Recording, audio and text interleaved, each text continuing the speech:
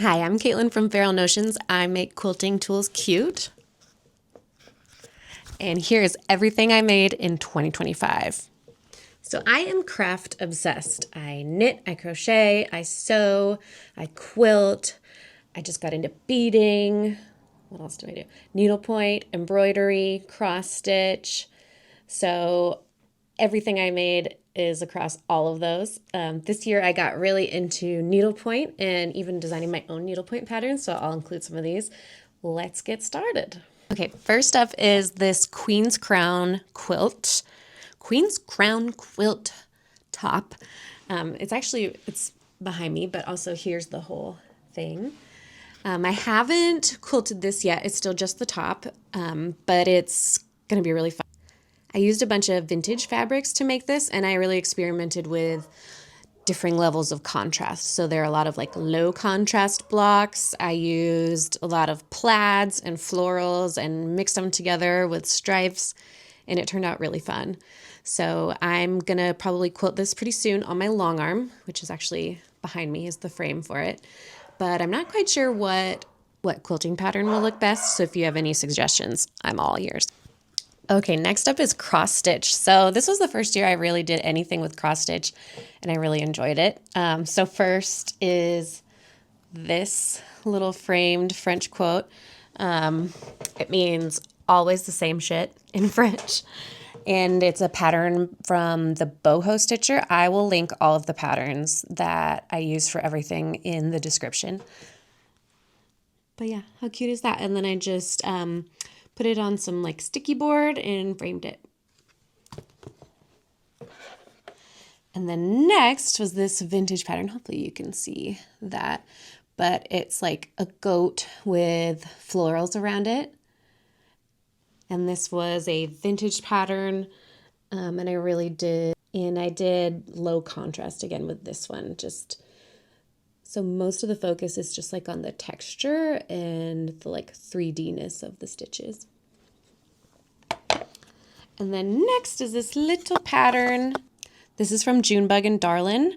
So I was lucky enough to meet Zoe, and I stock a bunch of her kits in my shop. This one is, I believe, Retro Flowers. And I love the colors, the blue with the yellow. And then this frame is from Modern Hoopla. So they make frames for embroidered designs, and it's so much more fun than just like a plain embroidery hoop. I still need to like fully finish this back, but let me show you how the back goes together on this. So you can see it just fits right in with the embroidery hoop, and it even has like a gap up here for the like twisty part. I don't know what that's called. And you just pop it in. And I really love, they have a bunch of different colors. I really love these frames. And then my last cross stitch sort of kind of falls in with cross stitch. I finally finished, I've had this vintage kit for a long time. It originally came with like pastel colors, but I wasn't crazy about that. And it is cross stitch, but the design was like printed on the fabric, and you're not following like the squares of the Ida cloth. So, and that's kind of how I feel about Housework. So I do need to frame this. It's going to be kind of a challenge because it's such an unusual size. I keep looking for like a vintage frame that'll fit this, but I haven't found one yet. But I think it needs to live in my kitchen. Now needlepoint. So first off is like the classic needlepoint. This is a bouquet, and I got this for Christmas last year. I'm going to make it into a pillow with piping. I can show you how I do that. It's really light and bright and fun. And then this is an actual pillow that I finished, Miracle. And it's this moth kit. So I actually like went on a whole journey to find this kit. I saw this pillow made up when I was in Scotland a few years ago, and I just knew I like had to have it. So I hunted it down on eBay and finished it. And yeah, now it's a whole pillow. And you can see I have a tutorial for how I finish pillows with piping on my Instagram, but I can post it here too. All right, and then this is like a little quilt pattern. It's using like a Bargello type of stitch, and I'm gonna make this into a pillow too. This was from a vintage book. I can put the title in the video description so you can hunt it down if you want.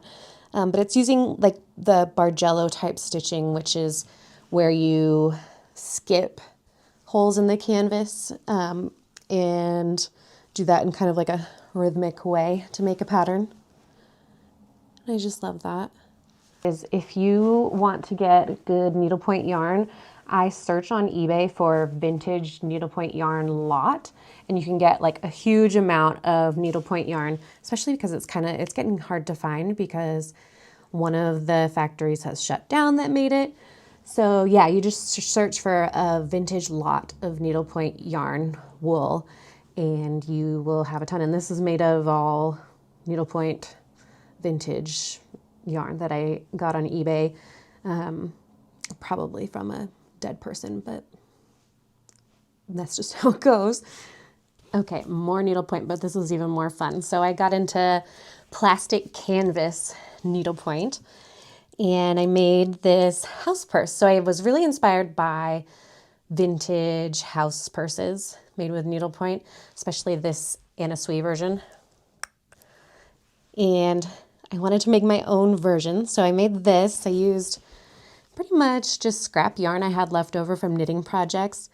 And a lot of people really loved it and wanted to make their own. So I hosted a huge stitch along with it and like 1,000 people signed up. And I gave them this pattern for free and we all made it and everybody added their own little things in the windows. Like there were dogs in the windows and libraries or like mugs of tea, and they did their own thing on the back. A gal even did like a Baba Yaga version of it with like chicken feet out of the bottom. And you can see it's fully lined in here. It turns out with this needlepoint canvas, it's like 7 count plastic needlepoint canvas, and a thicker yarn works best. So like worsted to Aran weight. And yeah, hundreds of people made their own, and with all of their feedback, I revised the pattern and it is available for purchase on my website. But you can see it's like fully lined. I think I'm gonna put my Labubu in here. Here she is. She says, oh wow, thanks. So there's that. And then I am gonna figure out some type of closure, probably just like a loop and a button to hold it closed. You can see it holds its shape pretty well. So you can go out on the town with it. And then with the leftover needlepoint canvas that I had, plastic needlepoint canvas, I made these ornaments. So we've got our star. I was very inspired by mid-century Christmas designs.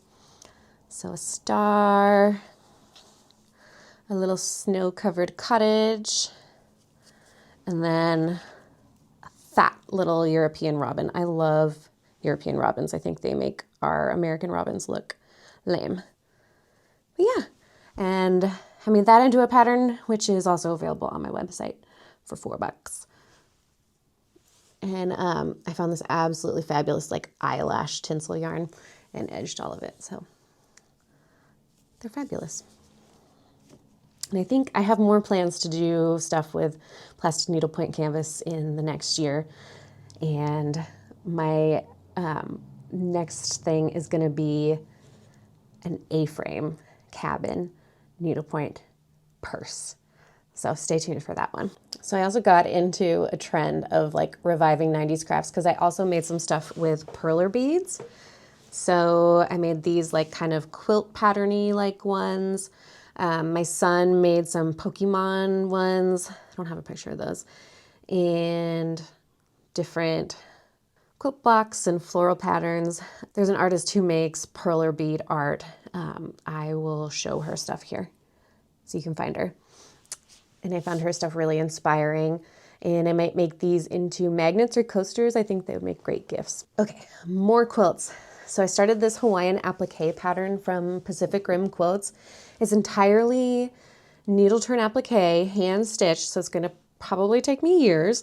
And when it's done, it's going to be a wall quilt. So like basically some art for my house someday. Talk to me in 2028. I also made this Cathedral windows quilt, which was just so fun. It is sturdy. So hang on, let me show you it.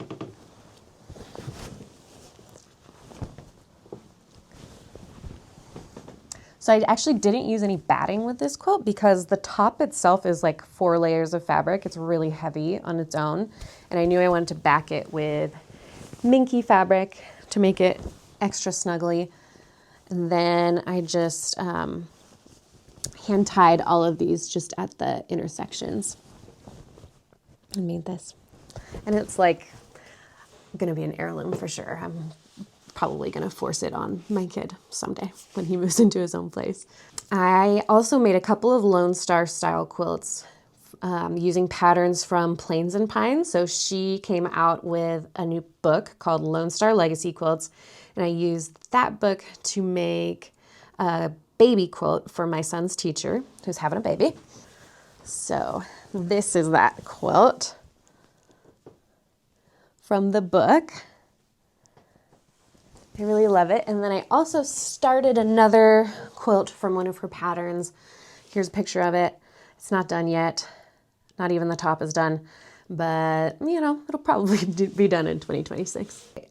This one is probably my favorite thing that I made this year. It's my son's Halloween costume. He loves seals. He wanted to go as a seal. So I got a bunch of faux fur from Michael's and kind of glued it onto a bear mask, and I roughly followed this post. You can see this is her Selkie costume that she made, and I followed that, except just like kind of made it into like a slip over type thing, and I gave him flippers and claws, and I painted dots all down it, and it was fabulous. And yeah, I think that's my favorite thing that I've made this year. Okay, I made this quilt coat. It's the Rue quilt coat from Spaghetti Western Sewing. And I haven't posted about this at all. It's basically like a wearable toile. I got this comforter from an estate sale and used that. I did some contrast edging, and then I did some contrast stitching. You can see it's like a fluorescent orange quilting that I did on everything.